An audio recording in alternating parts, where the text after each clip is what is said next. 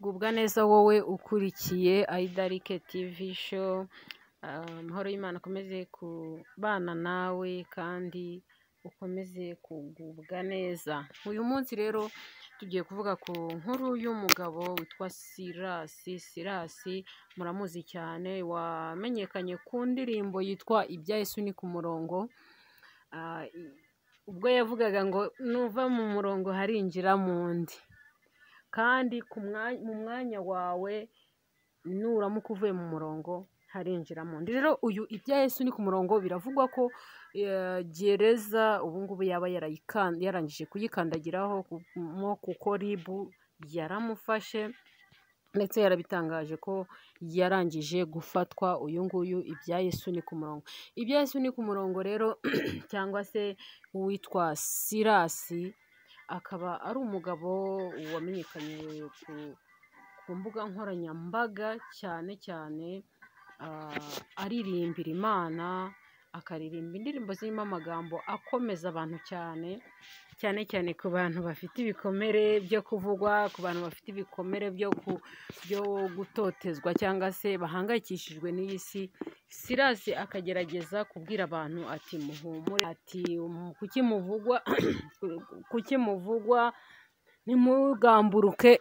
Sirasi ni umuntu uzwi cyane ku magambo y'ihumure ndetse n'abarokore baramukunze cyane. Abantu benshi wasangaga bakunda indirimbo ze ndetse cyane bakanamuvuga cyane. Ariko Sirasi mu minsi yashize umugore we yigeze gutangaza yuko Sirasi ajya amukubita cyane. Sirasi agakubita umugore, kandi umugore we mu buhamya yatanze yari afite umugore mwiza cyane.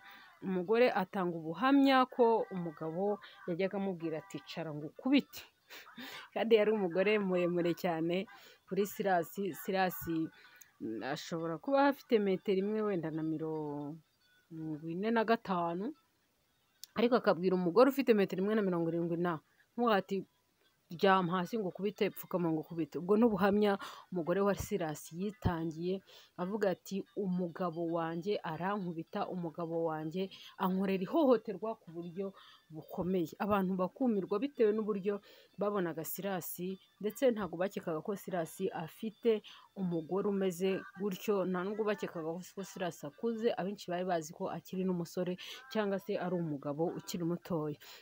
Ariko Sirasi akaba ari umugabo w'imyaka 47 y'amavuko, akaba afite abana bagera muri 7, yarabyaye inshuro zigera muri 7. Ubwo n'uyu nguyu nimba ari uwe koko ni umwana, ubwo yaba ari uwa 8.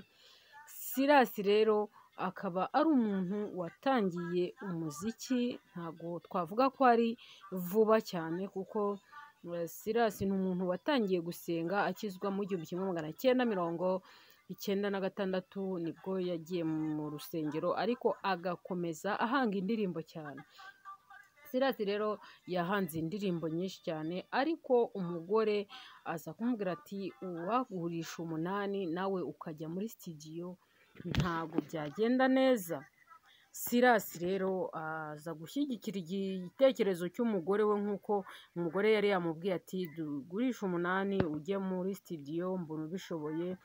Umugore amugira inama, ariko umugore yari azi ko aharanira iterambere ry'urugo, ntabwo yari azi ko Sirasi azamukora nk'ibyo yamukoze.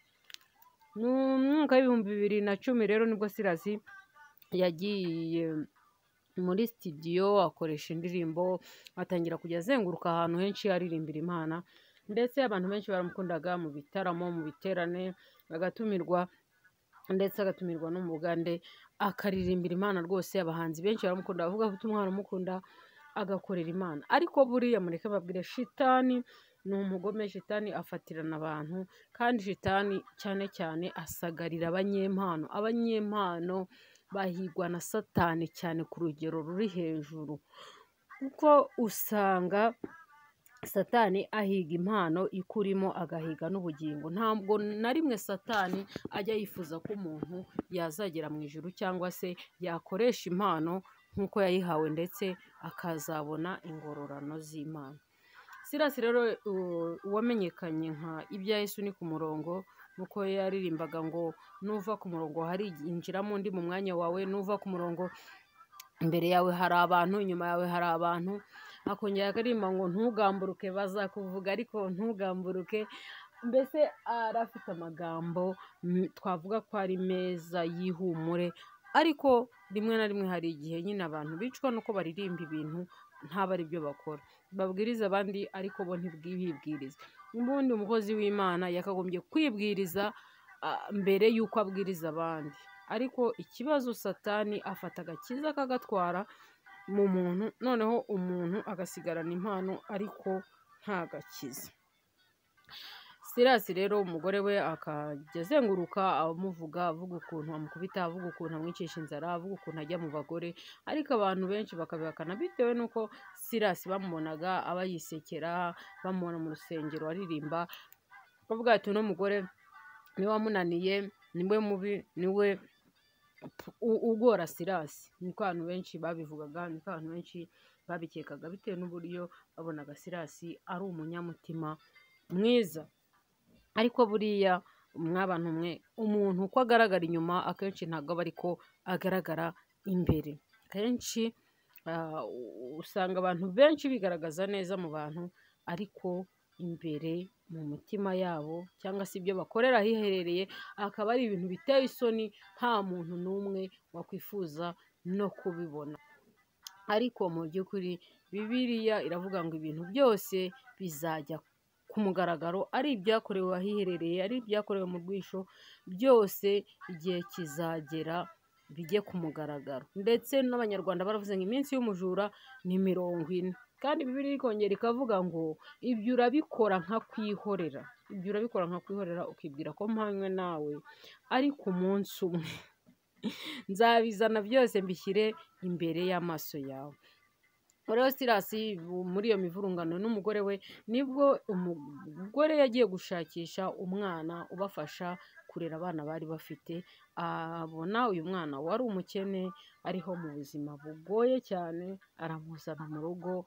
Ariko Sirasi agaprofita igihe umugore adahari, igihe umugore bashwanye, umugabo agaprofita umwana w'umukobwa akamushuka, ndetse umwana yavuze ko uyu Sirasi yamushukishije ibiyobyabwenge, yamushukishije inzoga, umwana ata ubwenge aramusambanya ubwa mbere, akomeza asambanya umwana w'umukobwa ageraho amugira umugore.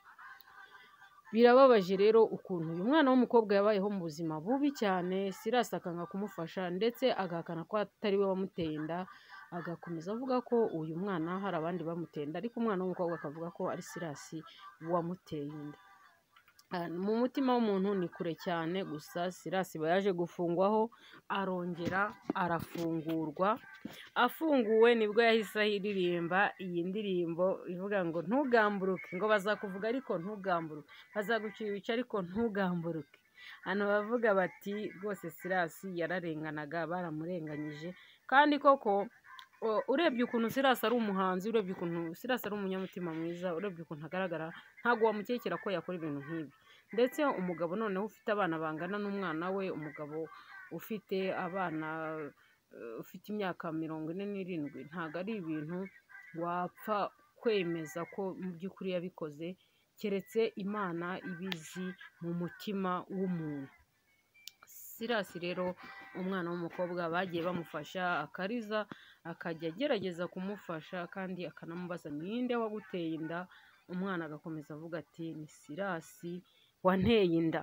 Sirasi rero we agakomeza abihakana, ndetse n'uwagerageza kubivugaho Sirasi yaravugaga ati wari uhari, yamubazaga ati wari uhari, ibyo biba wari uhari, akamutuka cyane, akamubwira nabi. No mu makomenti abantu bageragezaga kubivugaho yageragezaga kubabwira nabi, akabasubiza nabi cyane.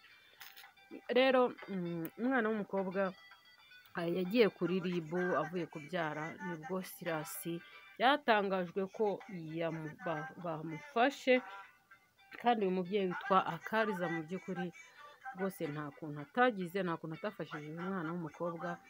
Ubwo rero twavuga tuti RIB n'amategeko nibyo byonyine bishobora kuzagaragaza ukuri, kuko twebwe abantu ntabwo tuba tuzi ukuri, ariko buriya ibimenyetso ndetse amategeko y'u Rwanda ntabwo arenganya. Icyo tuzi cyo ni uko ukuri kuzagaragara, cyane cyane ko hari ibintu byinshi bikorwa kugira ngo ibimenyetso bigaragare.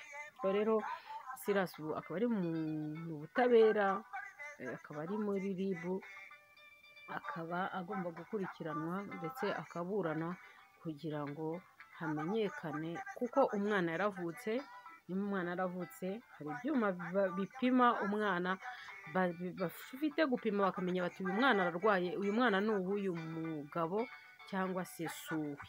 Ubwo rero amategeko niyo azatubwira ibyavuyemo, ndetse n'ikigo cya Isange nacyo kireberera abana bahohotewe, abana babyajwe mu buryo butanyuze, nyine butaboneye, abana babyaye bakiri batoya, abana bahohotewe. Ikigo cya Isange kirabashinzwe kandi kizagaragaza ukuri k'uyu mwana. Rero abakozi b'Imana muri iyi minsi murabizi ko bari abiyitirira abakozi b'Imana, akenshi murabizi ko bari gutukisha izina ry'Imana muri iyi minsi. N'uyu mupasiteri witwa Okim, murabizi ko ubu ngubu muri iyi minsi ari we uri kuvugwa cyane ku bintu bijyanye no gutesha agaciro abadamu ndetse no gutesha agaciro umurimo we, aho afata abadamu akababwira ati mukuremo imyenda mbarebe kuri video call. Ibintu byarateye, ariko ntabwo ari byiza ko umuntu w'Imana cyangwa se umuntu rwose akwiye kuvuga ati kureba ubwambure bw'umugore cyangwa se bw'umugore utari uwe, abinyujije kuri video call, cyane cyane ko izi mbuga nkoranyambaga dukoresha murabizi ko zibika ibimenyetso kandi zitanga n'amakuru ariyo. Rero rwose twavuga tuti murabizi ko iyi ni inkuru iri kuvugwa cyane ndetse bibabaje cyane, aho abantu bajya gusengera ahantu umupasiteri akajya ababwira ati mukuremo. Ntabwo ari ibintu byoroshye pe, ntabwo ari ibintu bigaragara neza kubona umupasiteri ashobora kujya yiyandagaza ndetse akandagaza n'abakirisito be, cyangwa se akikinishiriza imbere y'abakirisito, cyangwa akasamanya abakirisito, cyangwa se akaba umwesikoro. Ntabwo ari ibintu byiza. Imana ikomeze itugirire neza kandi idufashe.